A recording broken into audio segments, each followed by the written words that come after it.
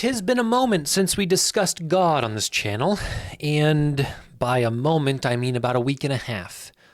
And I enjoy these conversations, and I've enjoyed people getting into my comments and posing both supportive and counter-supportive. What do you call that? What do you call counter-supportive?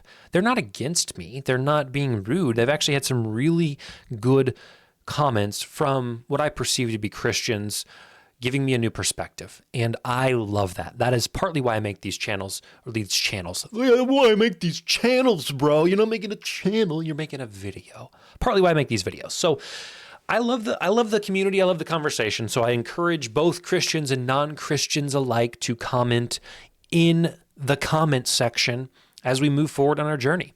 And I think part of the reason why I love talking about this stuff, one is because I know it, because I lived it for so long. It was my entire life. And two, because it's a puzzle.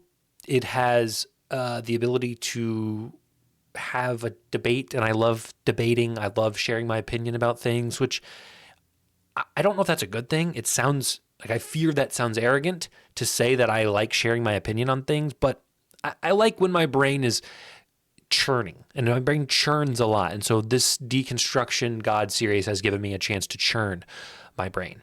So today we're going to explore a question that was left by Emma Claire 67, and we're going to use this as a springboard to discuss some other things that are tangentially related to the topic at hand. The question that she asks is, what are your thoughts on Christians saying bad things happen because God is going to make good for it? For example, a child dying of cancer, and the response is they're in a better place. It's God's will. There is good in this, that kind of BS. So I know Emma Claire's opinion about it immediately. She believes it is BS. And I want to talk about it, I guess. Let's rewind. When I was a Christian, I think that it was sort of brainwashed into my head that the bad things happen because of sin. If the world was the way that God originally had designed before Adam and Eve had sinned, there would be no bad things. But because of that sin, because of that temptation, because of the devil, because of man's errors, we now have bad things happen. And someday, it was always this promise that someday God would correct those things. And we may be alive when it happens. In other words, Christ comes back. This is what I was taught. Now, rapture conversation can be for another video because there are a lot of opinions on the rapture.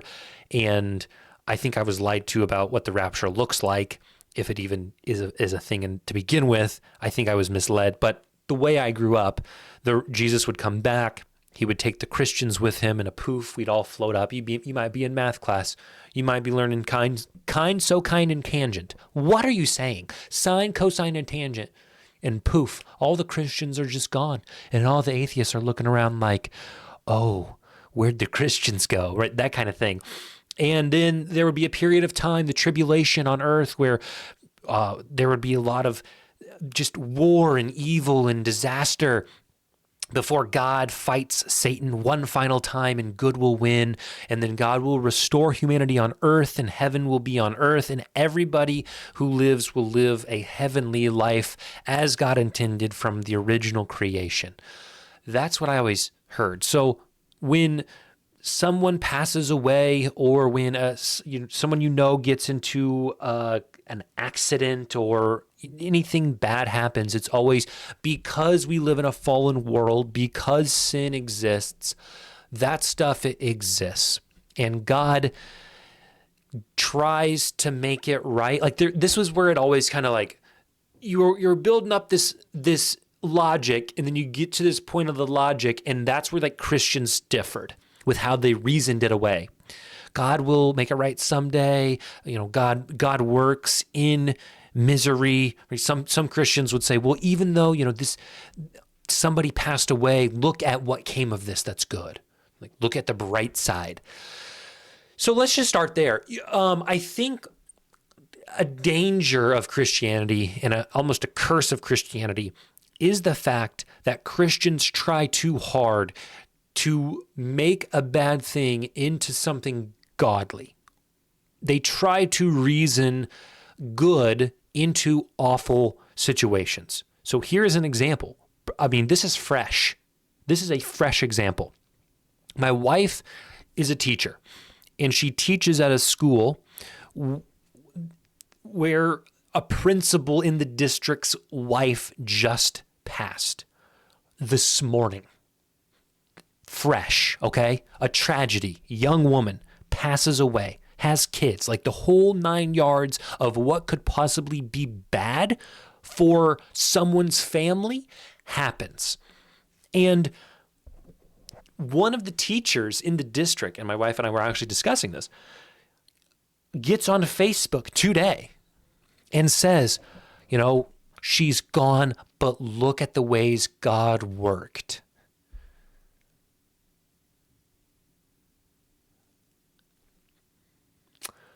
What do you mean by that? What are you saying? What is that? What is that you're trying to get at, miss? Look at the ways God worked that eventually led to someone losing their mom and wife? How are you going to bring God? And see, this is where I think Christians could do better. Don't run to Facebook and try to use it as a way to tie into some higher power that clearly took the day off, right? I don't say that to be derogatory or dismissive of God.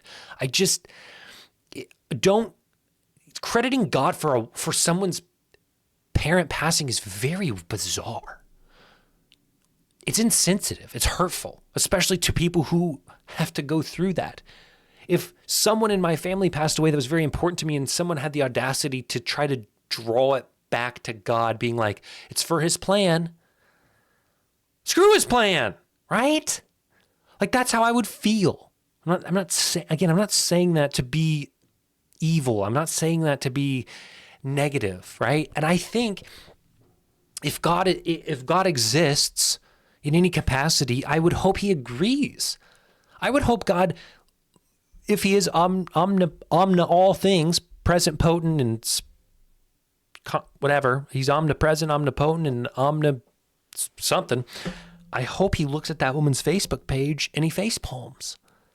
How dare you, right? But I would also hope that he'd fix it. This is kind of what it leads into, and it leads into a bigger question. What's the purpose of God sitting around and watching it now?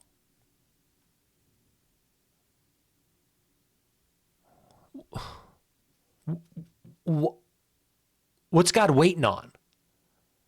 Well, you're just a human mind. You can't comprehend that. You don't understand. Yeah, sure. To me, that's a cop-out answer. So God knows if what I grew up to be true is true. We have to go on that premise because I have to judge this conversation based on how I was raised. You may have been raised Christian and raised differently, and you may be able to rationalize all these things differently. And if that's the case, more power to you. You can comment however you feel necessary to explain your side. I may benefit from that. But what's God waiting on? If he knows eventually he is going to save Earth and he's going to make Earth right and he's going to, what's he waiting on? So if we think about this from the perspective of I am a father of a daughter, do you know how evil it would be to have me watch her suffer? And again, I know not everyone suffers. I know that sin in that way doesn't always lead to suffering in that way. But let's just say that, for example, my daughter is going through excruciating pain, an excruciating trial. And maybe I don't understand the mind of God, and it's just probably true. But what kind of father would I be to watch her suffer, have the power to stop it, have the power to heal her, have the power to take it away from her, and just watch her and say, it's not the timing. The timing isn't right, my daughter. who I love unconditionally,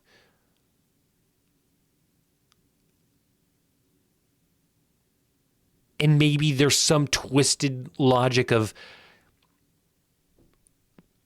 she gets to spend more time. Like if she dies, she goes to heaven and spends more time with me ultimately, right? So I win either way. It doesn't feel normal, right? Like maybe heaven is real in the exact capacity that we are taught.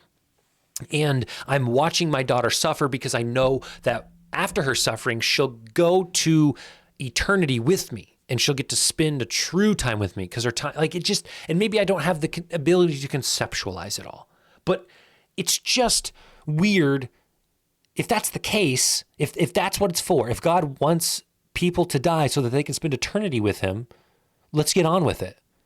Let's do the afterlife now. Let's wipe everybody out together so there's no suffering and let's get on with heaven. Oh, but he has to make sure that people are committing to him and not like, I don't know. This is where I struggle, and this is where I maybe need a co-host who can challenge me and poke, and we can figure out, walk through this together, because I don't like it.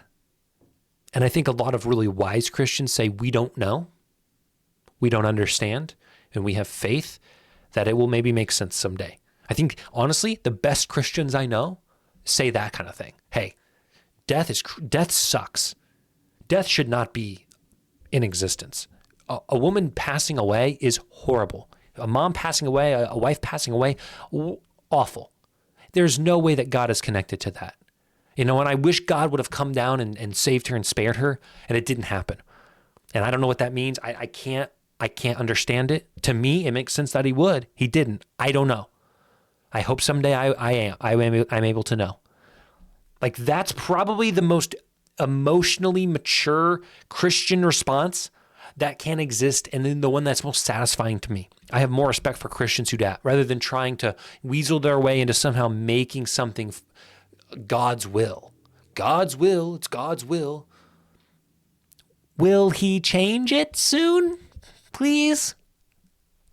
So, I'm sorry to anyone who has been personally in a situation where people have tried to cover up your sadness, your grief, your any negative feelings related to a trauma by, oh, but God wanted it. So how dare, because it's almost like, how dare you not trust God?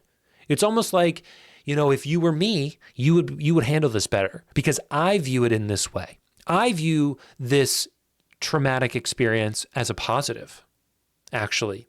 And it's almost like they want the high ground. And by giving it back to God, they're getting it. And I don't think that trying to care for someone with empathy involves high ground ever. So maybe we just stop with the high ground, Christians. That's my ask. And I know not all Christians do this. And so this isn't an attack of any sort on Christians at all. But I do think it's a common issue that isn't lovely and it isn't loving. So that's where I'm at with that, with the things about those natures. And I'm happy to discuss further, but I think for now, I think that covers my thoughts on the issues. So ask more questions if you have them. We're running out of questions related to these sort of topics, and hopefully we can get some more. So thank you all for coming back. I love you all, and we'll take it into the next video. Please subscribe if you're not already. Love you. I love you again. I do love you guys, even though I don't know you, but I love you. I know some of you, but I love you all.